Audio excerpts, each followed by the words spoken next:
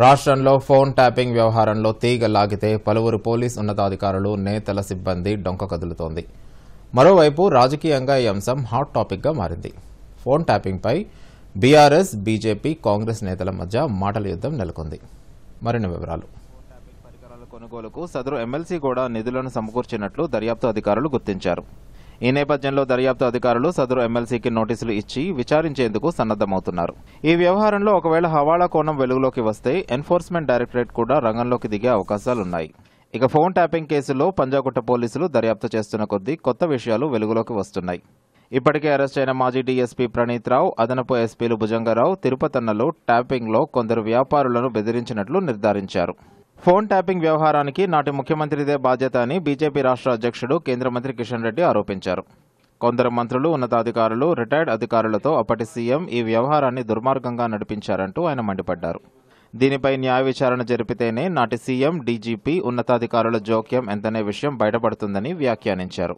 వ్యాపారస్తుల వ్యక్తిగత జీవితాలకు సంబంధించినటువంటి కార్యక్రమాలపైన ఫోన్ ట్యాపింగ్ చేసి పోలీస్ అధికారులు ఒక మాఫియాగా ఏర్పడి బీఆర్ఎస్ మాఫియా రాజ్యంలో ఒక వెలుగునటువంటి అధికారులు దానిపైన సమగ్రమైనటువంటి చర్యలు తీసుకోవాల్సిందిగా నేను ఈ సందర్భంగా పోలీస్ అధికారులను కోరుతా ఉన్నాను. భారతీయ జనతా పార్టీ కార్యకర్తలు, నాయకులు, మా ఆఫీసులో పనిచేసేటువంటి సిబ్బంది అందరిపైన కూడా ఫోన్ ట్యాపింగ్ చేసినట్టు ఆధారాలు బయటపడతా ఉన్నాయి. దీనిపైన కఠినంగా వ్యవహరించాలి. ఏమాత్రం కూడా మరి నిర్లక్ష్యం చేయకుండా రాజ్యాంగం కల్పించినటువంటి పౌరుల ప్రాథమిక హక్కులు భంగం కలిగే విధంగా వ్యవహారం చేశారు. దేశ భద్రత కావచ్చు, ఉగ్రవాద యాంగిల్లో కావచ్చు, ఆ రకమైనటువంటి దాంట్లోనే ఫోన్ ట్యాపింగ్ చేయడానికి అవకాశం ఉంది.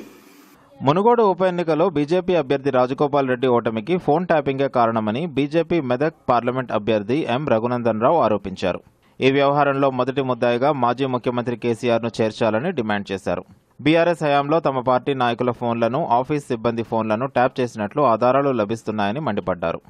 ఈ టెలిఫోన్ ట్యాపింగ్ అనేది కంటిన్యూస్ ప్రాసెస్ గా జరుగుతుందని, ప్రతిపక్ష పార్టీలకు సంబంధించినటువంటి ఎమ్మెల్యేలని ఇబ్బందులు పెట్టేందుకు ఈ టెలిఫోన్ ట్యాపింగ్ వాడుతున్నారని ఇది రఘునందన్ రావు చెప్పలేదు.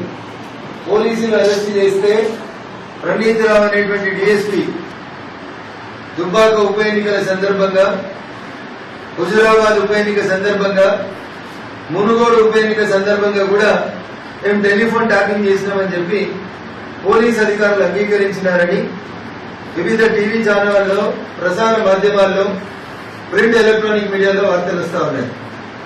మరోవైపు ఫోన్ ట్యాపింగ్ వ్యవహారంలో సీఎం రేవంత్ రెడ్డికి మాజీ మంత్రి కేటీఆర్ సవాల్ విసిరారు. ఫోన్ ట్యాపింగ్ వ్యవహారంపై విచారణ జరపాలని తెలిపారు. ఎవరెవరు తప్పులు చేశారో బయటపెట్టాలని అన్నారు. తప్పు చేసిన వాళ్లపై చర్యలు తీసుకోవాలని పేర్కొన్నారు. ఇక్కడ భయపడే వాళ్లు ఎవరూ లేరని, రేవంత్ రెడ్డి తననేం చేయలేరని అన్నారు. ఫోన్ ట్యాపింగ్ అవుతుంది అంటాడు.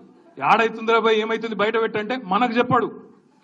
యూట్యూబ్లకు లింకులు ఇస్తారు, యూట్యూబ్లకు, మీడియాలకు లింకులు ఇచ్చి వీళ్ళ ఫోన్ ట్యాప్ అయింది, వాళ్ళ ఫోన్ ట్యాప్ అయింది, ఇదైపోయింది, అదైపోయింది.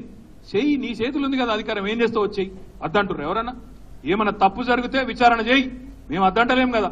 ఎక్కడెక్కడ తప్పులు జరిగినావో తీ, ఎవరు తప్పులు చేసినరో వాళ్ళ మీద చర్య తీసుకో. భయపడతాం, ఎవడు కూడా ఇక్కడ భయపడ్డాడు ఎవడు లేనే లేడు. మీరు దయచేసి నేను మిమ్మల్ని కోరేది ఒకటే, మనం వీటికి ఆగం కావద్దు. Bureau report, Doordarshan news.